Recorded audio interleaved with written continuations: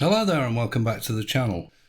Today we're going to be unboxing the Skywatcher Star Adventurer GTI, which is an entry-level Equatorial mount. I've never seen one before. I don't know all that much about it, so it's a bit of a voyage of discovery. It would be interesting to see what could be done with it, how much weight could be put on it, what kind of guiding could be achieved with it, and just generally to see how good a little mount it is. For me, I'm interested in it because all my other mounts are really heavy, and I'm not getting any younger, so I'm really looking for something small and portable that I can take away on location with me, something that is easy to carry. Now, this mount is about half the weight, maybe less than half the weight of my other mounts, so this could be a great solution for me. But I think it also could be a really good starting point because it's pretty inexpensive. So it could be a really good starting point for somebody who wishes to start building up their own astrophotography rig. Anyway, I'm going to go into the studio behind me now, and we're going to open the box and we'll have a look and see what we've got.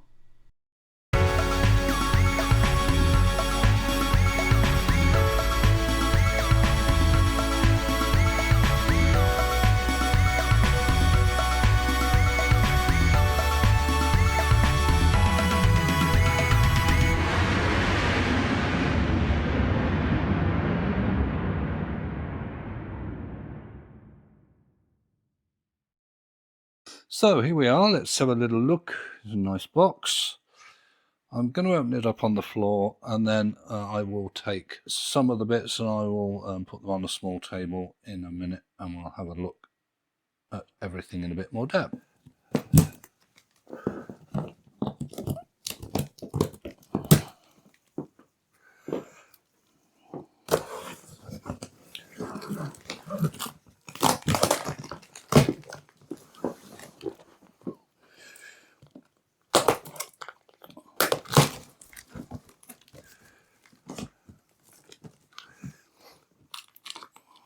Oh, here we are, boxes within boxes.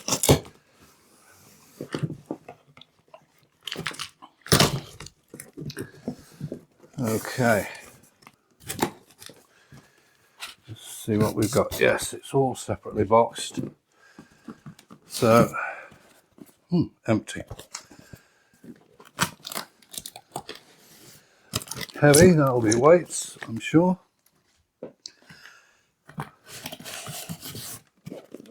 I'm not sure what that is.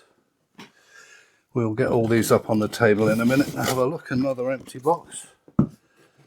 Not seen that before, but it's quite interesting. And this will be the tripod. Again, put that out of the way. And then finally this will be the actual mount itself. Again, we'll put that out of the way. So I'll get rid of this box and I'll just set everything up with the small table, and then we'll have a look what's in the boxes. First up, let's have a look at this tripod.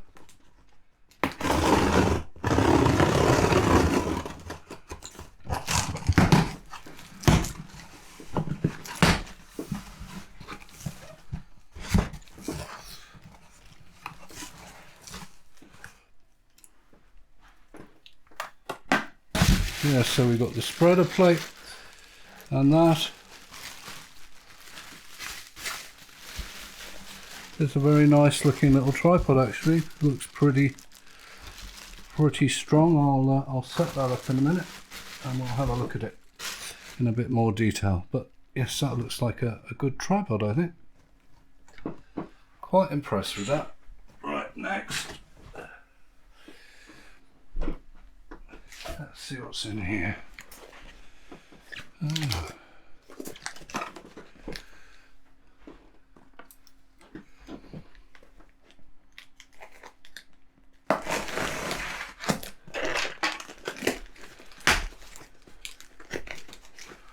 Oh yeah, this is an extension post And I think the purpose of this is to extend the height of the tripod, but also, hang on, let's just put this out of the way a minute. But also, I'm guessing the reason for it is to stop whatever you've got mounted on this tripod hitting the legs by giving it some additional spacing above the tripod legs. So I think that's probably what that's all about.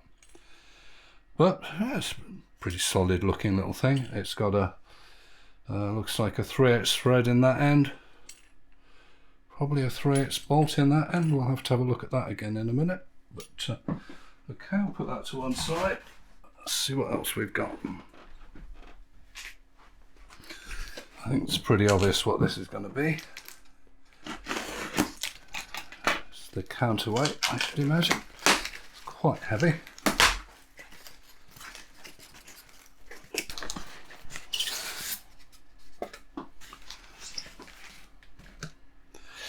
And these are the lovely little counterweights. Small one and a large one. Quite heavy actually, that, quite heavy. But beautifully formed, just little baby counterweights, very nice. So that's what you're going to use to counterbalance the load, whatever you put on there. Yes, the counterweights, by the way, are not deemed part of the payload, so that's pretty good because they probably weigh 5 kilos, I don't know, something like that by the feel of it. And we've got the main box. Save the best to last.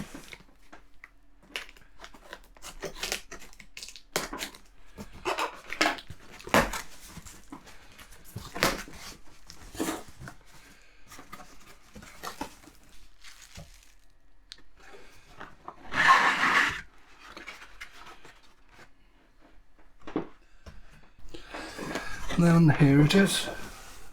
Actually, that doesn't weigh much at all. If you compare that to it, I couldn't pick up any of my other mounts with the body of any of my other mounts with one hand like that, which is just a lovely little thing, really, just a little baby mount, isn't it? We can remove this cover here, and there's your polar scope. The polar scope goes through to here, and there's another little blanking plug just there so that it can see through.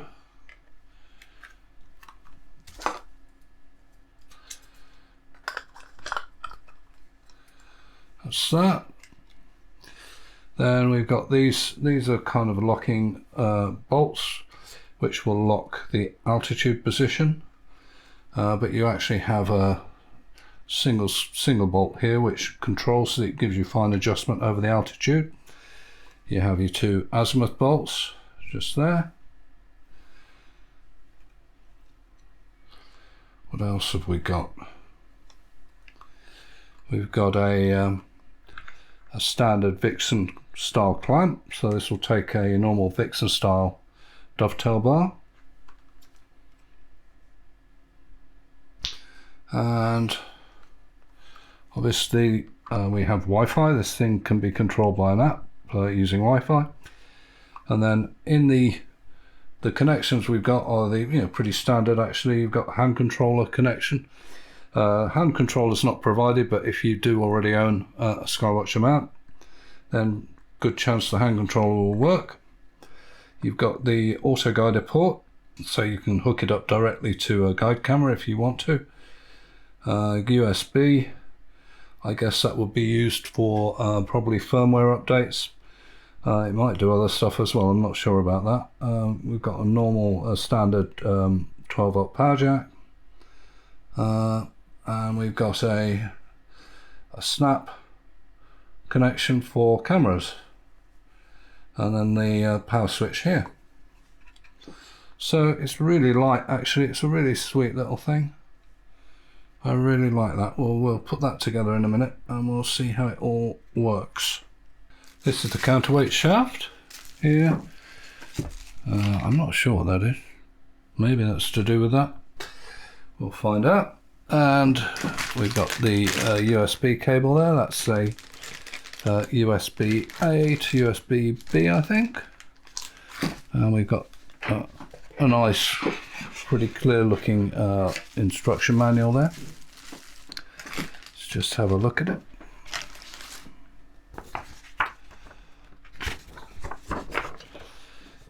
Yeah, lots of pictures. We like pictures. Looks pretty straightforward. We'll be having a look at these instructions in a minute.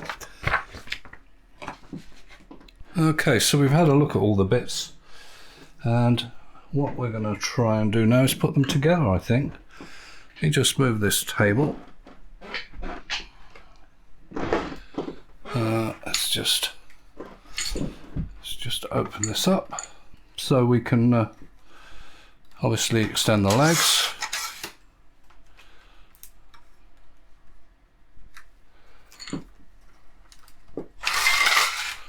There you go. They're actually quite good, quite long legs. And there we have it. So the next thing we're going to do is we're going to fit this spreader plate. Really, I think this serves two functions. The first function is it acts as a brace that will hold this in place and make all the legs nice and rigid. And the second thing, of course, is it's got a little lip around the edge, so it acts as a little accessory tray. You could put eyepieces in if you were going to use it for anything visual, or you could maybe put a power supply brick in there and maybe Velcro it on or something like that. But it's quite a useful thing to have, really, just somewhere to put stuff. So what we've got to do is we have to line it up. We've got three kind of little slots here, and we've got three slots on this little center boss, so we just line them up, then we just twist it, and then you just have to push it around until it clicks. There you are, and that's it. It's locked in place now, and that's the whole thing, nice and secure. Then we get this pillar.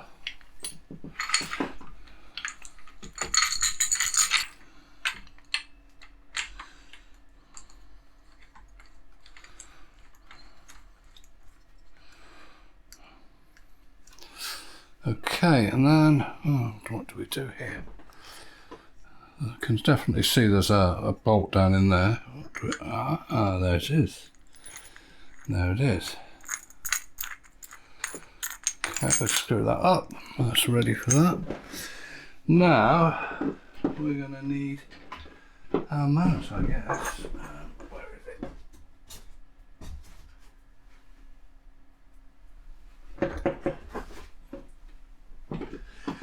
Okay, so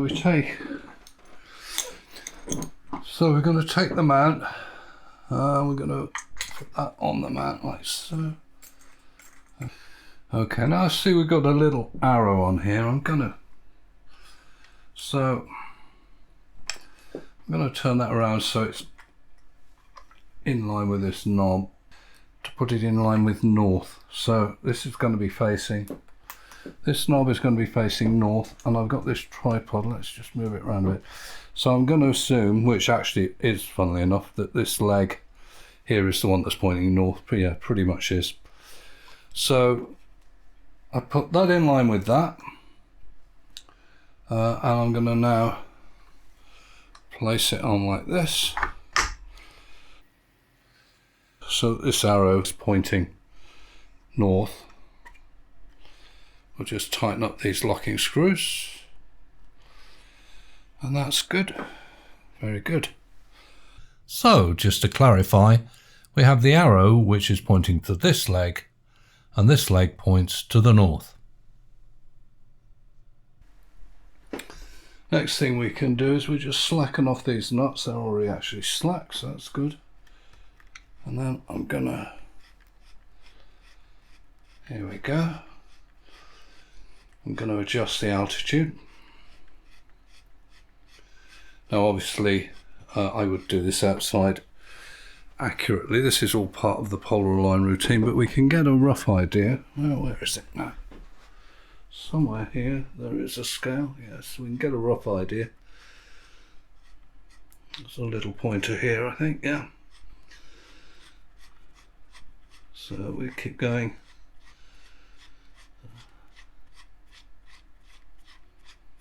Keep going.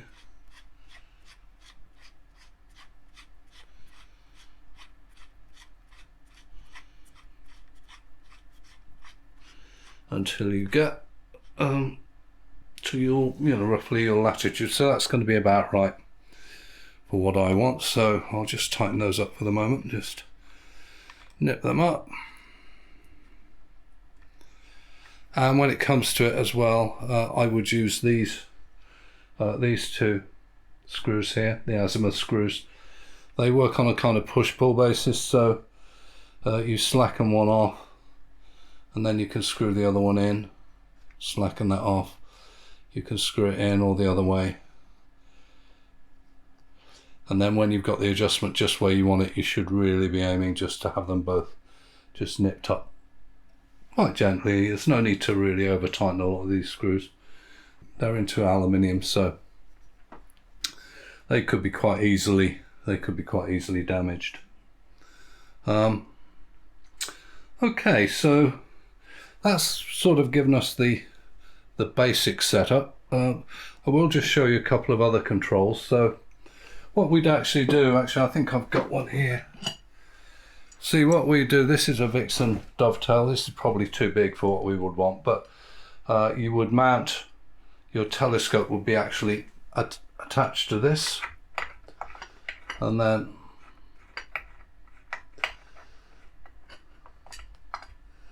that's it, and then you just put it in there like that. You tighten up this screw and that just locks in tight, and because there are angled faces on this dovetail bar, it just can't pull out. So once you've got that locked in, it's going to be solid. So next up, we're going to look at the clutches that control the declination and the right ascension axes. So let's start with this one. This ring here just undoes. This is your declination axis, and you can now rotate this freely, and you need to do that when you are initially calibrating or doing polar alignment with the mount. And then once you've got it where you want it, you just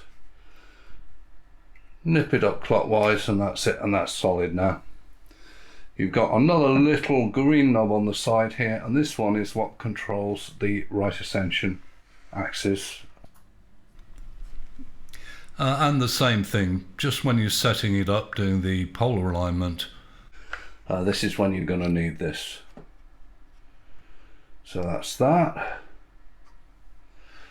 And actually, while we're on that, I need to put in the counterweight bar. And I did discover this this collar, the one I wasn't sure what it was, that piece actually just fits on the end of the counterweight bar like so. That's it, and then that screws into the bottom of the mount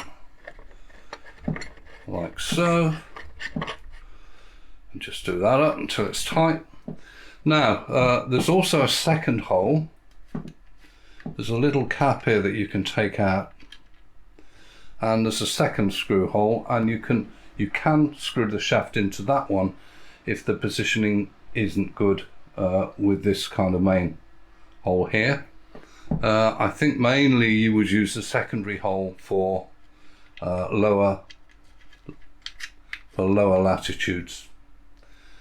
So if you find it's just not in the right place, depending on your latitude, I guess it's going to start on a lower latitude. I guess this is going to just start getting in the way of things. So if you have problems with that, you do have this alternative mounting point.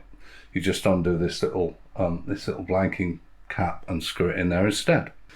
So the next thing we've got to look at now is to power the mount up.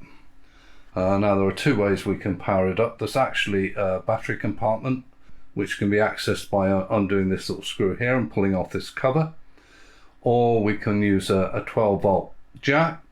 Now that can be provided either by a mains power adapter, or you can use a sort of a battery power station battery pack. It's got to be 12 volts, and you just need to make sure it's got a high enough amperage. You know, you need a reasonable amount of power, but as I say, you could use batteries. On the other hand, you're probably going to have other equipment going on that will need power, so you might as well just power everything from, you know, you'll have a common power source for everything. But anyway, I think that will be the next thing we're going to do in the next part of this, is we're going to power up the mount, we're going to install the app, and we're going to just get the mount working and take it from there. So that will be in the next part of this tutorial. But anyway, I hope you found this useful, I hope you've enjoyed it, and hope to see you again soon. So bye for now.